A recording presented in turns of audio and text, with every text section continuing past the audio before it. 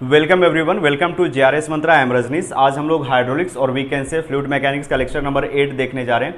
देखो, हम लोग स्टार्ट किए थे ओसीएफ, ओपन चैनल फ्लो। तो बताए थे चैनल क्या होता है, तो एक वाटर वे होता है। ये आर्टिफिशियल और नेचुरल दोनों हो सकता है, यानी पानी का जाने का रास्ता। देखो यहाँ पे आपको चैनल्स कुछ दिख रहे होंगे, साइड में इसको हम लगा के रखते हैं। समझते जाना, चीज़ें जो हम समझा रहे हैं उसको अच्छे से समझो। देखो, इस टॉपिक में हम लोग पढ़ने जा रहे हैं मोस्ट इफिशिएंट और इकोनॉमिकल चैनल। दोनों अलग अलग वर्ड है। Efficient is the different thing and economical is the different thing.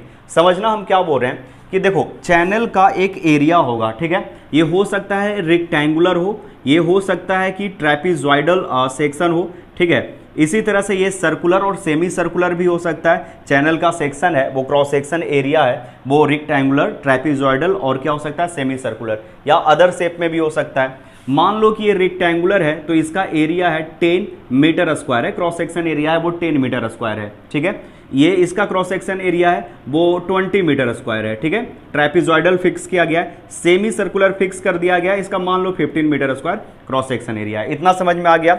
देखो, ये 10 मीटर रेक्टेंगुलर के लिए हम समझा रहे हैं, यही सेम चीज आप ट्रेपीजॉइडल और सेमी सर्कुलर के लिए भी समझ लेना, ठीक है। तो ऐसा करते हैं कि आप कंफ्यूज हो जाओगे, इसलिए थोड़ा सा इरेज कर देते हैं, ठीक है। इरेज कर देते हैं। हम ये बोल रहे हैं कि 10 मीटर स्क्वायर जो एरिया है उसको कांस्टेंट रखकर हम लोग डिफरेंट पैटर्न में बना सकते हैं कि नहीं। जैसे ये क्रॉस सेक्शन एरिया है, इसको 5x2 लिखा जा सकता है, यानी 5 मीटर चौड़ाई और 2 मीटर गहराई, ठीक है। तो ये भी एक कैसा रेक्टेंगुलर सेक्शन है, रेक्टेंगुलर चैनल है जिसका एरिया 10 मीटर स्क्वायर है, ठीक है। हम लोग ऐसा कर सकते हैं क्या, इसको 2.5 ऐसा लिख सकते हैं, 2.5 मीटर इंटू 4, ये भी 10 हो जाएगा। तो ऐसा लिखा जा सकता है कि ये 4 मीटर चौड़ाई है और 2.5 मीटर गहराई है। इसी के अपोजिट भी हो सकता है, इसके अपोजिट भी हो सकता है कि 5 मीटर क्या हो जाए, गहराई हो जाए और 2 मीटर चौड़ाई हो जाए, तो भी एक अलग सेक्शन मिलेगा। समझ में आ रहा है ये चीज, ये एक अलग अलग सेक्शन मिलेगा। जैसे ये 5 मीटर है, ठीक है, 5 मीटर है, ये 2 मीटर है, ये 5 मीटर है। समझ में आया इतना चीज, 5 मीटर 5 मीटर 2 मीटर। अच्छा, एक चीज आप यहाँ पे ध्यान से देखो, मान लो कि हम लोग बस ये एग्जाम्पल, आई थिंक ये एग्जाम्पल है वो सफिशियंट है आपको चीजों को समझा देने के लिए। अगर हम इस सेक्शन का पेरीमीटर निकाले तो कितना निकलेगा सर, 9 मीटर पेरीमीटर निकलेगा। 2 मीटर इस तरफ, 5 मीटर इस तरफ, 2 मीटर इस तरफ, 9 मीटर। ये कितना हो जाएगा सर, 10 और 2 12, 12 मीटर हो जाएगा। और यहां पे क्या हो गया, 4 और ये 5, 9 मीटर आ गया, ठीक है। तो देखो, पेरीमीटर है वो चेंज होगा, क्रॉस सेक्शन एरिया सेम रखकर हम लोग पेरीमीटर अलग कर सकते हैं। इसको इरेज कर देते हैं, सेम आ गया, but it could be change. आप अलग अलग वैल्यू रखो। मान लो कि 1 मीटर 9 मीटर रख दिया गहराई, 10 मीटर रख दिया गहराई, डेप्थ ऑफ चैनल, और 1 मीटर रख दिया यहाँ पे, 1 मीटर रख दिया चौड़ाई, 10 मीटर क्या हो गया गहराई। तो यहाँ पे पेरीमीटर कितना हो जाएगा, तो 10 10 20 और 1 21 मीटर, 21 मीटर हो जाएगा पेरीमीटर। इतना समझ में आया आपको। देखो, हम ये बोलना चाह रहे हैं कि जैसे जैसे आप पेरीमीटर अलग अलग करोगे तो देखना, एक वर्ड है यहाँ पे लाइनिंग, LINING, लाइनिंग।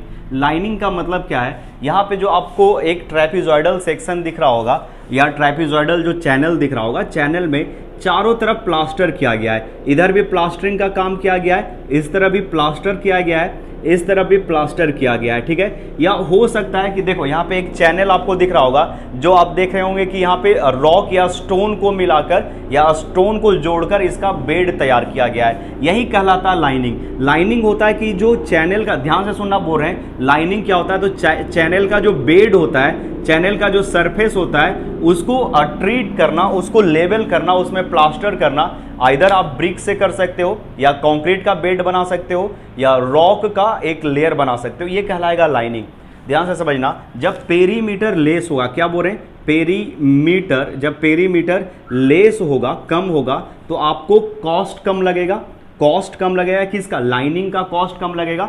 देखो, मान लो कि यहाँ से यहाँ तक कम है, जैसे ये 9 मीटर है, यहाँ पे कितना हो गया, 21 मीटर है, तो आपको यहाँ पे प्लास्टरिंग करने का खर्च आपको ज़्यादा लगेगा, क्योंकि 21 मीटर लंबा, मान लो कि 1 मीटर इसका चौड़ाई है, ठीक है। इसका जो चौड़ाई है वो यहाँ से यहाँ तक 1 मीटर है, तो एरिया ज़्यादा हो जाएगा इसमें, इस सिचुएशन में एरिया ज़्यादा हो जाएगा। यहाँ से एरिया क्या हो जाएगा, ज़्यादा हो जाएगा, 1 मीटर इंटू 21 मीटर, ठीक है, यानी 21 मीटर स्क्वायर हो जाएगा। तो यहाँ पे बाबू एरिया आपको ज़्यादा मिलेगा, यहाँ पे एरिया आपको कम मिलेगा, ठीक है। तो प्लास्टरिंग करने में यहाँ पे खर्च क्या आ जाएगा, ज़्यादा आएगा। तो जब पेरीमीटर लेस होगा तो कॉस्ट ऑफ कंस्ट्रक्शन क्या हो जाएगा, कॉस्ट ऑफ कंस्ट्रक्शन है वो क्या हो जाएगा, लेस हो जाएगा। तो आपको कॉस्ट ऑफ कंस्ट्रक्शन लेस हो गया तो ये चैनल कैसा हो जाएगा, तो सर ये चैनल है इकोनॉमिकल हो जाएगा, यानी पैसे खर्च कम होंगे। कब, जब पेरीमीटर लेस होगा। समझ में आया इतना चीज। चलो एक चीज और समझते हैं, आप थोड़ा सा इरेज करते हैं, इसको रहने दे रहे हैं समझने के लिए। चलो एक और समझो कि सर वेलोसिटी जो होता है वो होता है मैनिंग्स इक्वेशन से लिख रहे हैं 1/n r⁻²/3 s⁻1/2 ऐसा होता है वेलोसिटी। सर डिस्चार्ज क्या हो जाएगा, तो area into 1/n r⁻²/3 s⁻1/2, ठीक है।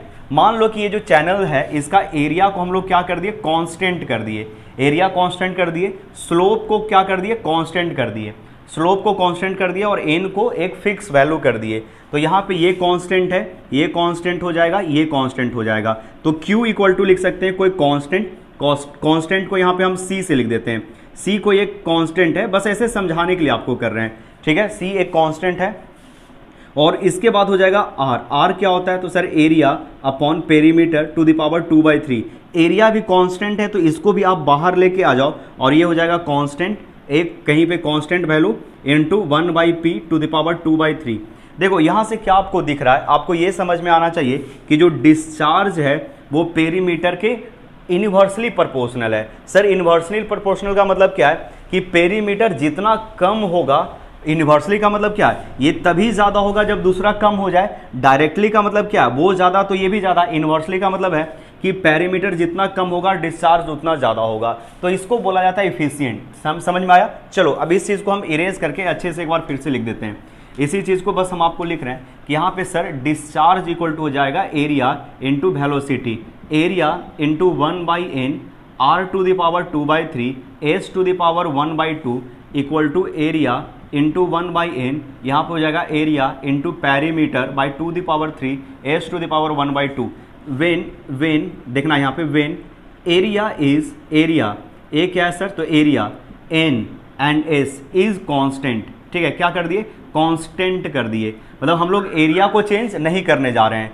तब यहाँ से क्या हो जाएगा, डिस्चार्ज इक्वल टू हो जाएगा C, यानी कोई कांस्टेंट, कोई भी कांस्टेंट हो जाएगा, ये भी कांस्टेंट है, ये भी कांस्टेंट है, ये भी कांस्टेंट है, तो हो जाएगा 1/p टू द पावर 2/3। समझ में आ गया, यानी यहाँ तक हो गया समझ में, इरेज कर रहे हैं। यानी इसके बाद ये लिख सकते हो, आप कह सकते हो कि डिस्चार्ज होगा वो हो जाएगा 1/p टू द पावर 2/3, यानी if perimeter is less, perimeter is less क्या हो जाएगा, डिस्चार्ज होगा वो ज़्यादा होगा, डिस्चार्ज होगा वो क्या हो जाएगा, बढ़ जाएगा, इंक्रीज कर जाएगा, ठीक है। अच्छा यहां से तो समझ में आया। एक चीज और समझना, जब वाटर फ्लो करेगा, देख लो मान लो कि ऐसे एक ये चैनल है, ठीक है। जब वाटर फ्लो करेगा, पानी जब बहेगा तो ये वाला सरफेस और ये वाला सरफेस है, उसमें एक फ्रिक्शनल रेजिस्टेंस लगाएगा, उसको आगे जाने से रोकेगा, ठीक है। रोकेगा तो यहाँ पे क्या हो जाएगा, वेलोसिटी रिड्यूस कर जाएगा।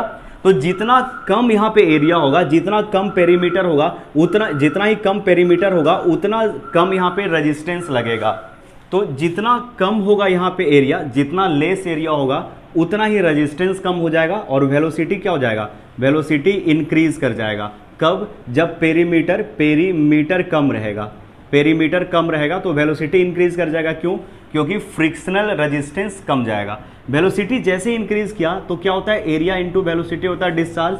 तो वेलोसिटी इंक्रीज कर गया तो यहाँ पे क्या हो जाएगा, डिस्चार्ज बढ़ जाएगा। तो दो तरीके से समझो, एक तो डिस्चार्ज का यहाँ पे मैथमेटिकल मीनिंग निकल गया, ये मैथमेटिकल निकला क्या कि Q जो होगा, if perimeter is less discharge is maximum. समझ में आया, डिस्चार्ज इज मैक्सिमम।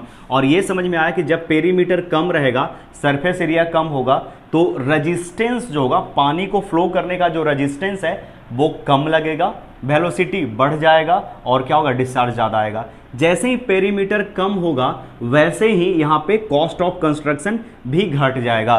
तो आप लिखना यहाँ पे दो चीज़ लिखना, पहला आप इसको लिखो, नोट करो, पहले सबसे पहले हेडिंग दो, most efficient and economical section. Economical मतलब पैसे बचेंगे, इफिशिएंट का मतलब डिस्चार्ज ज़्यादा होगा। तो सबसे पहले आप इसको नोट करना, कहाँ से कहाँ तक, जिसको हम बॉक्स बना दे रहे हैं, ठीक है, जिसको बॉक्स में यहाँ पे हम क्लोज कर रहे हैं, सबसे पहले ये वाला लिखना है, हेडिंग देने के बाद इसको लिखो। ये लिखने के बाद आप ये वाला बना लेना, ठीक है, कि कॉस्ट ऑफ कंस्ट्रक्शन क्या होगा, लेस हो जाएगा। इसको भी लिख लेना, ये 2 पॉइंट, ये दोनों पॉइंट किसको बता रहा है, तो इकोनॉमिकल और इफिशिएंट को बता रहा है। अब जो भी कुछ हम अभी आपको समझाए हैं पूरा इरेज करके डिटेल में यहाँ पे लिख देते हैं, फिर से आपको हम समझा देंगे। आप इसको पूरा पॉज करके नोट करो।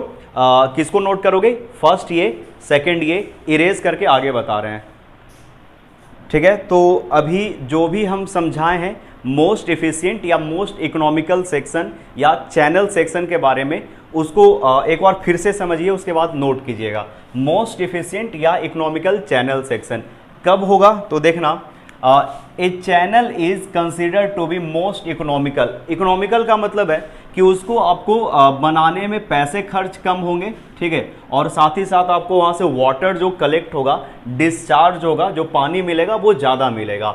और most efficient when it can pass A maximum discharge, ठीक है, पर्टिकुलर गिवन एरिया, स्लोप, ये सब के लिए अगर वो मतलब एरिया है वो फिक्स है, एरिया को बढ़ाओगे तब तो आपको डिस्चार्ज मिलेगा ही। मोस्ट इकोनॉमिकल एफिशिएंट क्या है कि एरिया को क्या करना है, फिक्स करना है, और इस तरह से कुछ हम लोग को चैनल का निर्माण करना है या कंस्ट्रक्ट करना है जिससे डिस्चार्ज हम लोग को मैक्सिमम मिल सके। इरिगेशन कर रहे हैं, मतलब सिंचाई का काम हो रहा है, तो जितना ज़्यादा पानी मिलेगा उतना ज़्यादा फार्मर्स यानी नंबर्स ऑफ फार्मर्स तक पानी को हम लोग आसानी से पहुंचा पाएंगे। अगर कम वाटर आएगा तो 2-4 फार्मर, अगर ज़्यादा पानी आएगा तो 8-10 फार्मर, ठीक है, तो मैक्सिमम डिस्चार्ज मिल सके।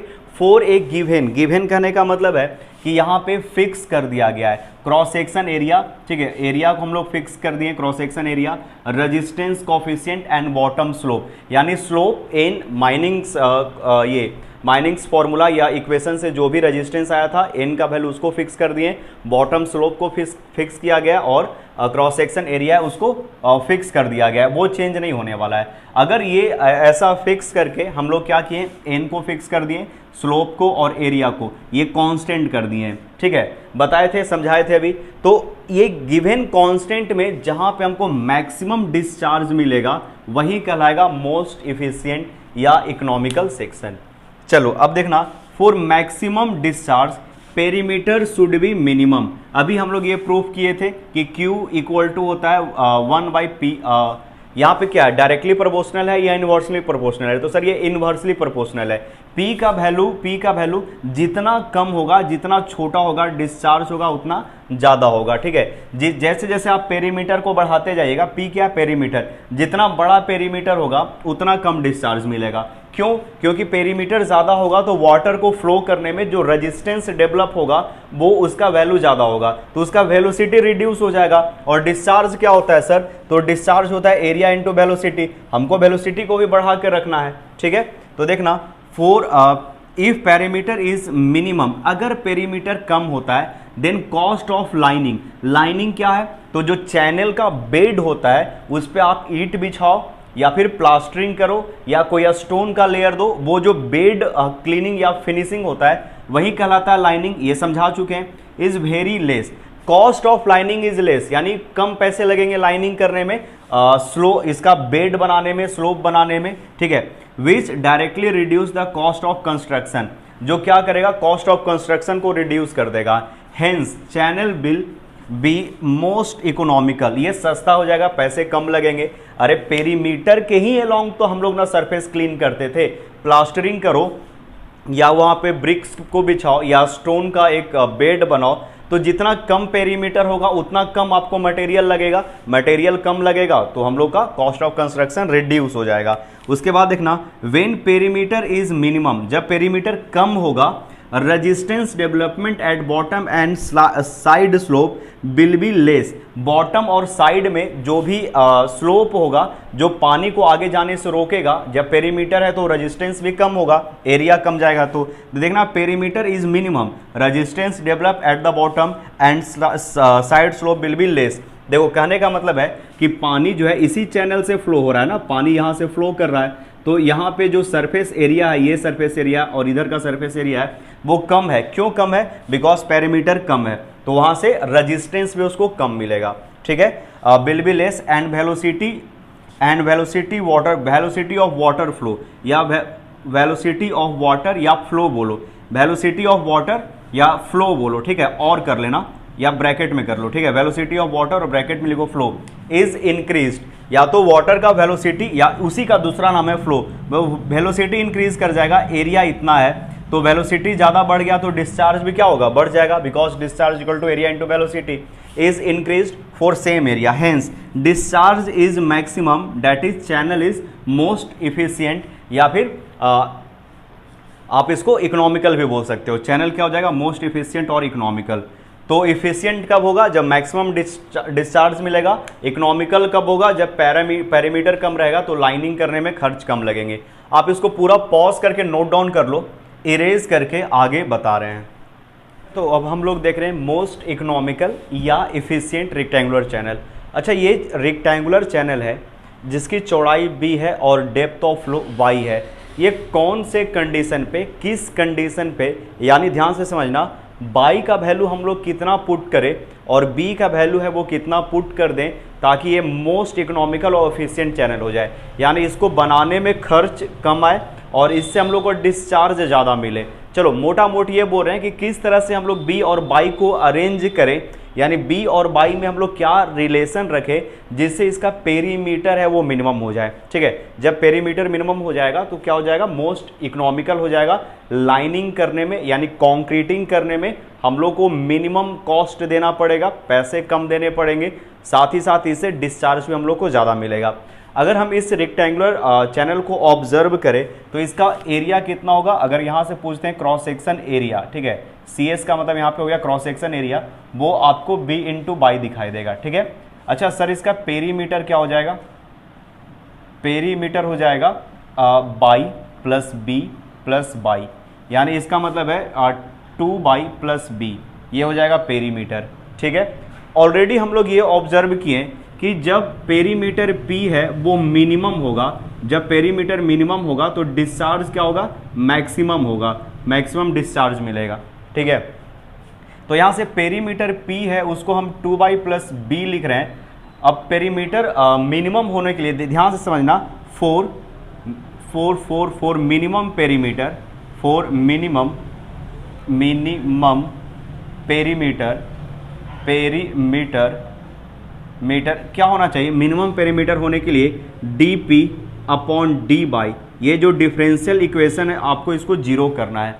समझ में आया क्या बोल रहे हैं, आपको ये जो डिफरेंशियल इक्वेशन है dp upon D y equal to zero होगा, समझ में आ गया आपको। अब ये समझना, अगर क्रॉस सेक्शन एरिया गिवन है, हम ये बोलना चाह रहे हैं कि क्रॉस सेक्शन एरिया है वो गिवन है जो 10 मीटर स्क्वायर है, क्रॉस सेक्शन एरिया एकदम अच्छे से समझना, क्लियर हो जाएगा। अगर क्रॉस सेक्शन एरिया है वो 10 मीटर स्क्वायर गिवन है तो आप b का वैल्यू और y का वैल्यू क्या क्या रख सकते हो, सर b का वैल्यू आप 5 रख दो, 5 मीटर रख दो, और y का वैल्यू है वो 2 मीटर रख दो, तो भी आपको एरिया है वो 10 मीटर स्क्वायर आ जाएगा, ठीक है। अगर b का वैल्यू 2 मीटर और y का वैल्यू आप 5 मीटर रख दो तो भी आपको एरिया है वो 10 मीटर स्क्वायर आ जाएगा। सर अगर b का वैल्यू आप 4 मीटर रख दो, y का वैल्यू 2.5 मीटर रख दो तो भी ये वैल्यू चेंज होगा। तो यहाँ से क्या हो रहा है, b भी वेरिएबल है और y भी वेरिएबल है, और क्या है, a कांस्टेंट है। यहाँ हम ये बोलना चाह रहे हैं b and y are variable, ठीक, क्या हो सकता है, वेरी कर सकता है, ये वेरिएबल यानी ये इसका वैल्यू कांस्टेंट नहीं है, b का कुछ अलग अलग वैल्यू हो सकता है, y का कुछ अलग अलग वैल्यू हो सकता है। b and y are variable and area is constant, area क्या है, एरिया इज कांस्टेंट। तो यहाँ पे देखो दो वेरिएबल है, b भी वेरिएबल है और y भी वेरिएबल है। क्या हम लोग इसको इस तरह से लिख सकते हैं क्या कि सर एरिया है वो b इंटू बाई होता है, ठीक है। तो y इक्वल टू हम लोग ऐसा लिख सकते हैं या ऐसे कर दो, एरिया नहीं b, area upon y equal to b, ऐसा लिखा जा सकता है क्या, तो हाँ ऐसा हम लोग लिख सकते हैं, ठीक है।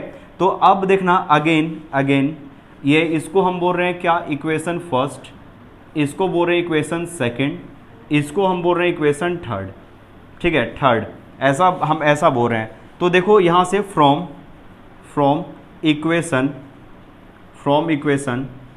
सेकंड एंड थर्ड, आप सेकंड और थर्ड को जब ऑब्जर्व करो तो हम लोग पेरीमीटर को क्या लिख सकते हैं, ध्यान से समझना, पेरीमीटर को लिख सकते हैं 2 by plus area upon by, ऐसा लिख सकते हैं, एरिया अपॉन बाई हम लोग इस तरह से लिख सकते हैं। चलो इतना आप तो लिख लियोगे, समझ में आ गया होगा।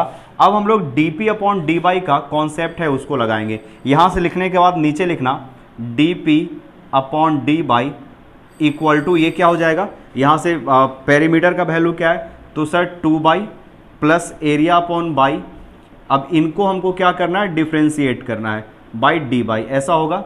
तो देखो यहाँ से बाई का डिफ्रेंशिएशन करोगे, यहाँ से बाई का डिफ्रेंशिएशन करोगे तो ये 2 हो जाएगा, ऐसा होगा 2, ये फर्स्ट वाला टर्म।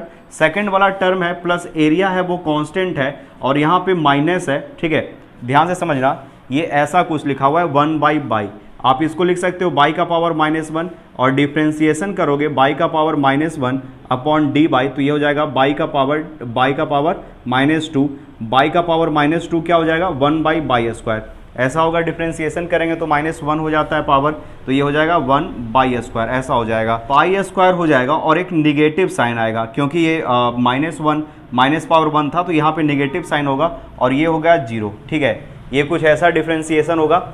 अब यहाँ से हम लोग क्या करते हैं, देखो इरेज कर रहे हैं, ऊपर इरेज कर रहे हैं, एरिया है b इंटू बाई, एरिया क्या है तो b इंटू बाई एरिया है। अब इस इक्वेशन को हम बोल रहे हैं 4, ठीक है, इसको बोल रहे हैं 4। अब यहाँ से देखो हम लोग क्या लिख रहे हैं कि ये हो जाएगा कुछ इस तरह से 2 minus A into y square equal to 0, यहाँ से लिख सकते हो आप 2 equal to area into y का स्क्वायर कर सकते हो, अगेन यहाँ से कर सकते हो 2 into y square into area, area को b इंटू बाई लिख सकते हो, समझ में आ रहा है ये चीज़, एरिया क्या है b इंटू बाई है। आगे देखना, अब यहाँ से हो जाएगा देखो बाई स्क्वायर ये कैंसिल आउट हो जाएगा, 2 बाई इक्वल टू बी हो जाएगा और y equal to b by 2 होगा, ठीक है।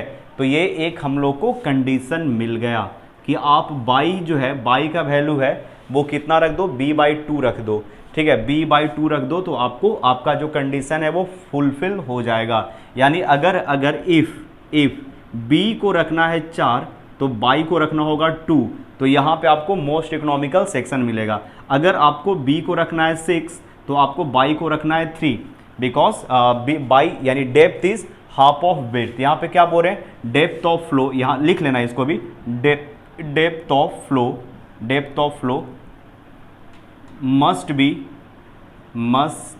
be half of width width width for maximum discharge, या बोल सकते हो फॉर इकोनॉमिकल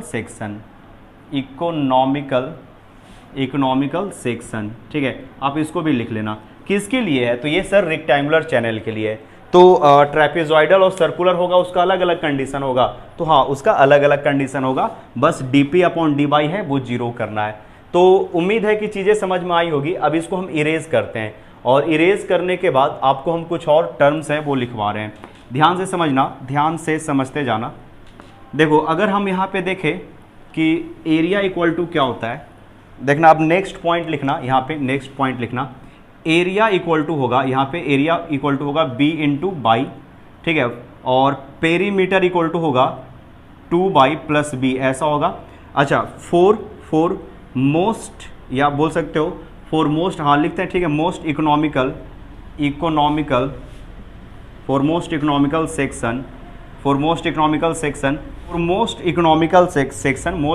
सेक्शन के लिए एरिया कितना हो जाएगा, तो एरिया हो जाएगा सर b कितना है, तो b है 2 बाई, b है यहाँ पे लिख देते हैं 2 बाई और इंटू बाई, ऐसा होगा, यानी 2 बाई स्क्वायर, 2 बाई, किसी भी टर्म में कन्वर्ट कर दो कोई दिक्कत नहीं है। और ये हो जाएगा पेरीमीटर 2 बाई प्लस b का वैल्यू कितना है, तो 2 बाई, b का वैल्यू कितना है 2 बाई, तो यहाँ से हो जाएगा 4 बाई, ऐसा होगा। तो अब नेक्स्ट समझना हाइड्रोलिक रेडियस क्या हो जाएगा, किसके लिए हम लोग निकाल रहे हैं, फॉर मोस्ट इकोनॉमिकल सेक्शन, इसके लिए इस कंडीशन में हाइड्रोलिक रेडियस r जो है वो r क्या है, हाइड्रोलिक रेडियस, तो ये r हो जाएगा एरिया अपॉन पेरीमीटर।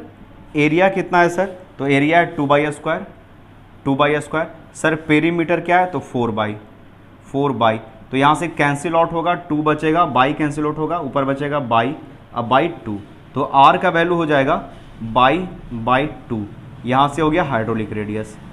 चलो उम्मीद है कि चीज़ें आपको समझ में आई होगी। ये नोट कर लेना, ये वेरी वेरी वेरी इंपॉर्टेंट है। एसएससी जेई में बहुत बार पूछा गया है कि जब चैनल होगा वो कैसा होगा, तो रिक्टेंगुलर होगा। चैनल रिक्टेंगुलर होगा तो हाइड्रोलिक रेडियस का वैल्यू कितना हो जाएगा, तो डेप्थ बाई 2 होगा। इसको आप स्टार लगा लो, जैसे लिख लो, जितना इसको स्टार लगाना लगा लो। 1000 बार पूछा जा चुका है, very very important for SSC JE. ठीक है, पॉज करके नोट करो। ऐसा करते हैं कि आज का लेक्चर यहीं पे रहने देते हैं। अगले वीडियो लेक्चर में हम लोग ट्रेपेजॉइडल सेक्शन का पूरा प्रॉपर्टीज देखेंगे फॉर मोस्ट इकोनॉमिकल और we can say critical section. उसके लिए क्या क्या चीज़ें होंगी, और कुछ न्यूमेरिकल, समय बचेगा तो न्यूमेरिकल भी करवा देंगे अगले वीडियो लेक्चर में। पॉज करके नोट डाउन करो। मिलते हैं नेक्स्ट वीडियो लेक्चर में। Thank you.